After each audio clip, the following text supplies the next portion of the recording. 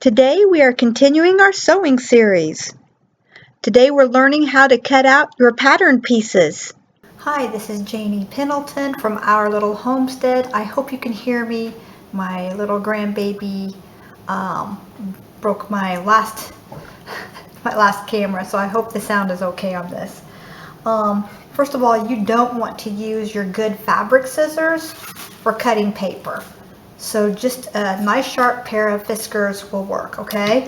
We're just cutting paper, it's fine. All right, now remember we're doing 1449, okay? Be careful of the size that we're cutting out. Be sure you've got that corrected. I circled this dress because I'm gonna make it next, but I'm gonna stick with the one that we're working on, this very simple basic one here. See how this one has the 3 tiers to it? This has 1 tier and this has no tiers. Okay, and it's got a little bit more of a flare to it. All right, so we're going to come over here just like I taught you, and we're going to find the dress. We're doing dress D. So we're going to come over here to dress D, okay, and we're going to find our pieces just like I taught you. So I pre-marked them, and I know this is for the hat. 1 is circled, so I know that's not it. So it's everything with an orange dot. All right. So now let's open up and fold it like this. Let's open this up and let's find our pieces. We need piece number 3. We do not have to cut out form 5, the elastic guides. We can keep that on here. Ooh, that was thunder. Did you hear that? Okay. Piece number 8 and piece number 9 and piece number 10. So it's 3, 8, 9, and 10. And I already see number 3 here.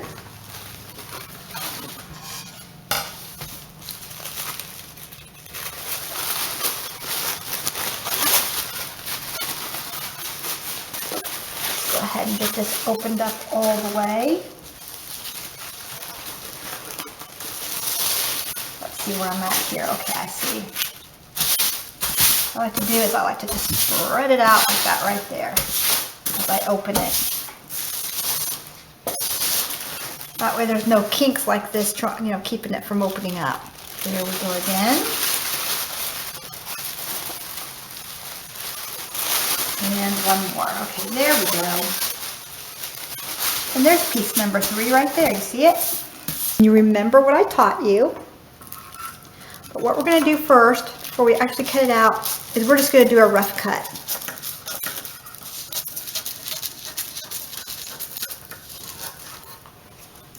Now, because of my broken wrist, I can't do that motion anymore. This pair of scissors is too tight for me to make that turn. Too tight. And the pair of scissors, it's not too tight. Okay, here we go. I don't know how well they're going to cut. There we go. Try not to tear this, so just take your time.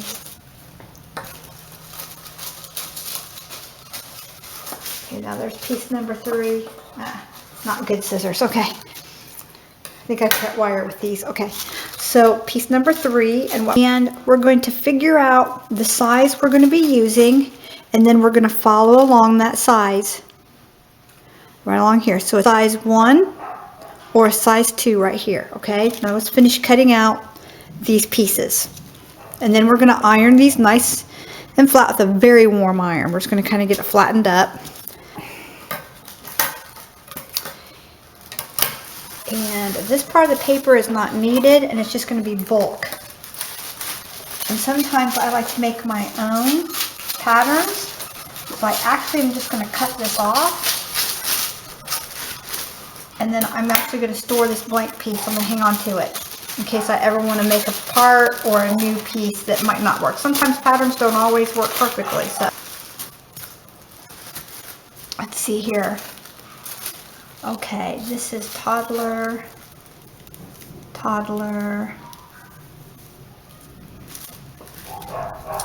Okay, so this is a sleeve and this is a sleeve, so I have to cut out both of these.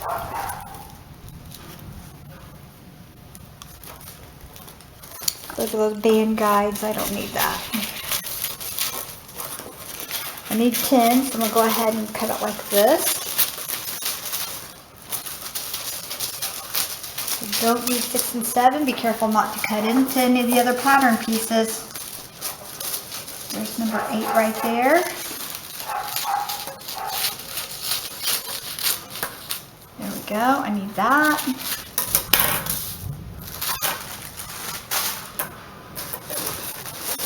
Here's number 8 down here.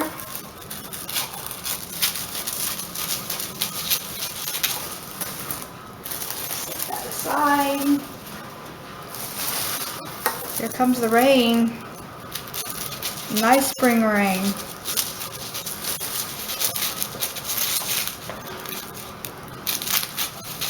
Don't want to tear it. These scissors are not the best ones in the world, but they're the only ones that work with my broken wrist. I can only move my wrist. I can't get my thumb to move. Alright, and I need number 9. And right there's number 9, okay? Get it? Now we're going to go back through. Don't even worry about cutting out and trimming it out just yet. Wait till you put it on the fabric, and then you can cut the fabric and this pattern out at the same time. Okay? So don't worry about this until you set it on the fabric. This is a casing line here, and that casing line, we're going to mark that. So alright, that's it. That's all the pieces. Now if we were making the hat, we'd cut this out, and there's the brim to the hat, and there's the pieces to the hat. Alright, so what we want to do here is we want to make sure we don't lose any of these parts.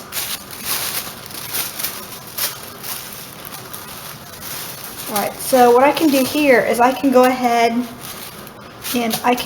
and pre-measure and pre-cut my elastic.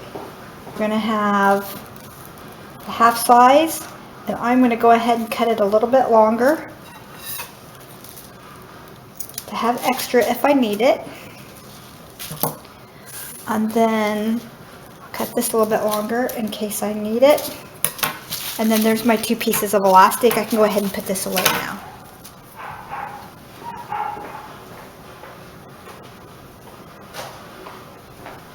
Make sure you put the right elastic away. Okay. And this right here is neck elastic guide, and this right here is the sleeve. And you'll need both of that, 4 and 5, for this pattern. So 4 and 5 is elastic. 3, 8, 9, and 10 are the dress pieces. Alright. And again, I'm saving this. There we go. I'm going to keep out the instructions. Doesn't quite fit. So what I'll do is I'll give it a fold like this and one more fold. And then as I use these pattern pieces, I will stick them back in here so I don't lose them. And if you want, you can put this into a Ziploc baggie.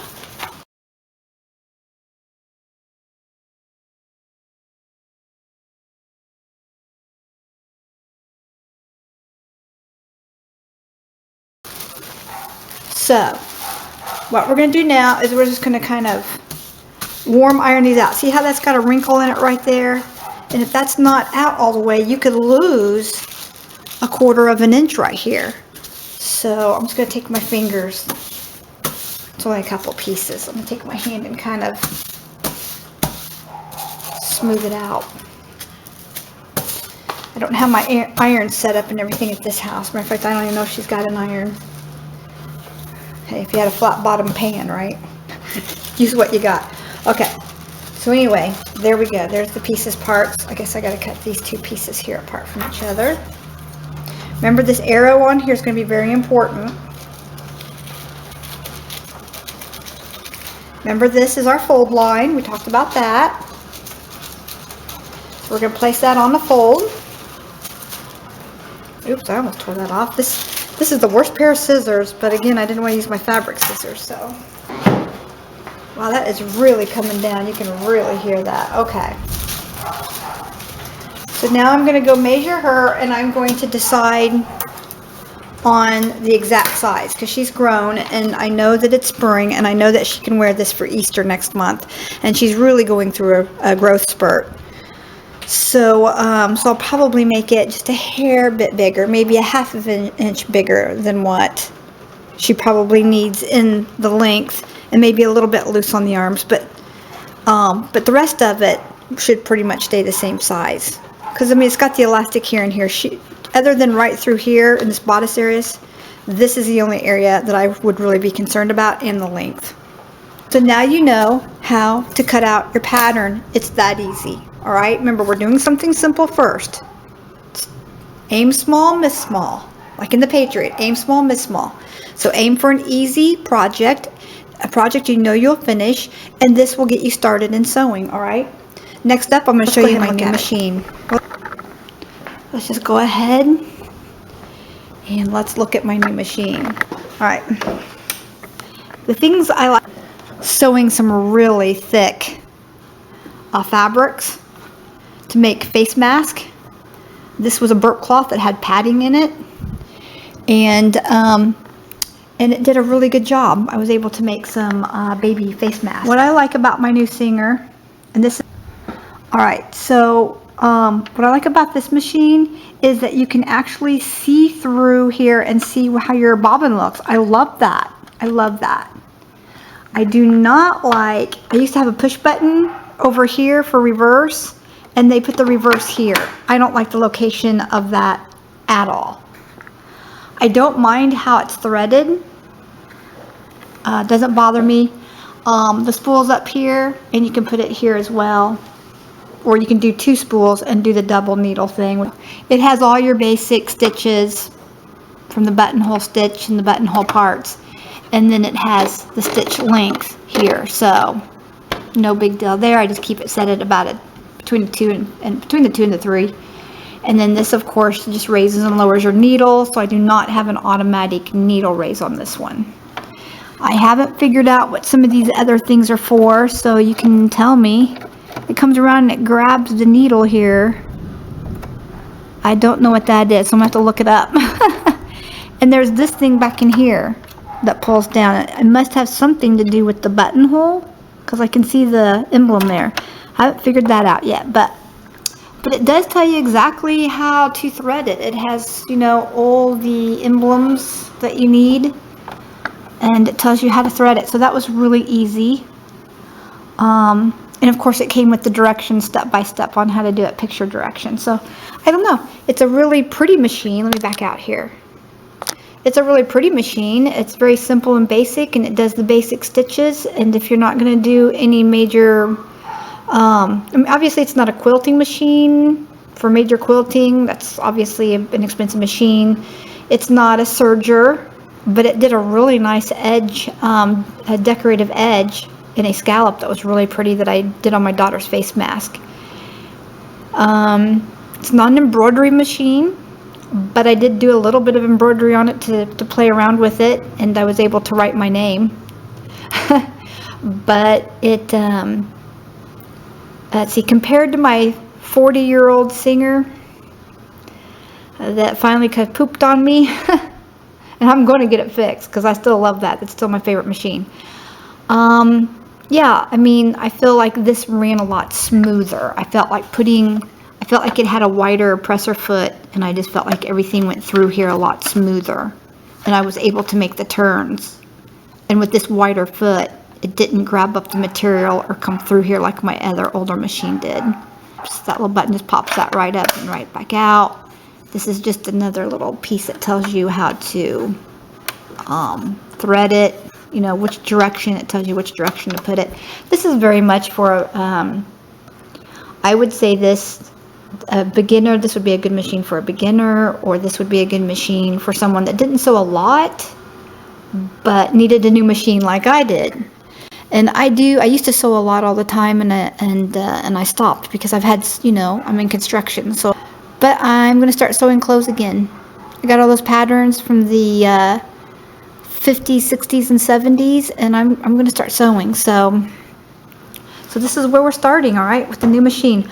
But anyway, I want to thank everybody for subscribing. Be sure and hit that subscribe, or hit right there. Hit that button right there. That right there will take you over to our channel. And if you hit this one over here, that is the last video that I probably posted. I usually let YouTube decide that one. And if you hit that little box right there, you know what you're going to get? You're going to get how to read a pattern, how to read the directions, and how to read your cover. All right? So step by step, we're making this dress together, and I hope you're enjoying it. And I'm sorry about my dog. She's very, very scared in the garage for the storm. All right? Can't control that right now. But we'll let her back out in a minute. All right, so next up, we're going to cut out the fabric. All right, that's the next video.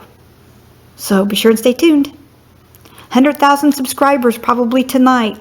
Woohoo! I want to thank all the Pendleton Angels out there while we're at it. All right, thank you. Love you all, and God's blessings. We'll be back. You can see that up against the wood there.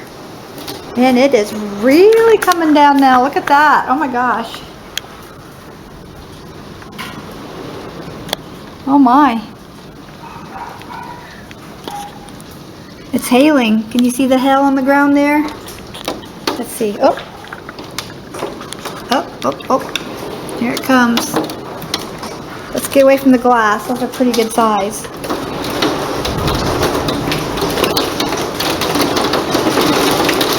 Well, maybe we don't want to stand here so close. Let's see if we can see better on this side. I don't know if you can see out that window there or not. You see.